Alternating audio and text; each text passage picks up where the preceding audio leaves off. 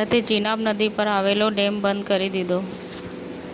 રાહુલ ગાંધીએ સંસદમાં મનુસ્મૃતિના સંદર્ભમાં જે નિવેદન આપ્યું તેનાથી રાહુલ ગાંધી ઉપર ભડક્યા શંકરાચાર્ય અવિમુક્તેશ્વરાનંદ. કેબિનેટ મંત્રી બલવંતસિંહ રાજપૂત સિદ્ધપુર વિધાનસભા વિસ્તારમાં વિવિધ પ્રસંગોએ ઉપસ્થિત રહી આયોજકોનો ઉત્સાહ વધાર્યો. જાતિ વસ્તી ગણતરી પર શફી ટાયરવાલાનું મોટું નિવેદન. તેમણે કહ્યું છે કે મુસ્લિમ સમાજની હાલત એવી છે કે તેઓ સવારે કૂવો ખોદે છે અને સાંજે પાણી પીવે છે.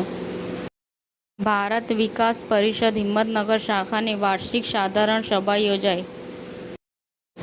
અરવલ્લી જિલ્લાના ધનસુખા ખાતે રમતગમત, યુવા અને સાંસ્કૃતિક પ્રવૃત્તિઓ વિભાગ, ગ્રંથાલય ખાતું, ગુજરાત રાજ્ય દ્વારા સ્થાપિત સરકારી તાલુકા પુસ્તકાલયનું ભવ્ય ઉદ્ઘાટન કરવામાં આવ્યું હતું.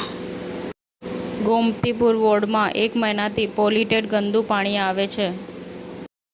અમરેલીમાં સુખનાથ મંદિર ચોક યુવક મંડળ દ્વારા આયોજિત ભાગવત કથામાં અમરેલી સમસ્ત મુસ્લિમ સમાજની હાજરી જોવા મળી હતી. નોઈડામાં સીમા હૈદર પર તેના જ ઘરમાં થયો હુમલો.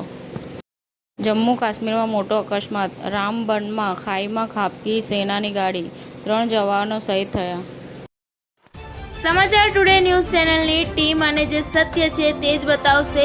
આપ જોતા રહો સમાચાર ટુડે ન્યૂઝ ચેનલ.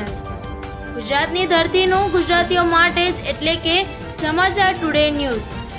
અમારી સમાચાર ટુડે ન્યૂઝ ચેનલને લાઈક કરો, શેર કરો અને સબસ્ક્રાઇબ કરો અને જોડાયા રહો સમાચાર ટુડે ન્યૂઝ ચેનલ સાથે. મળશે દરરોજ ઇનામ જીતવાની તક.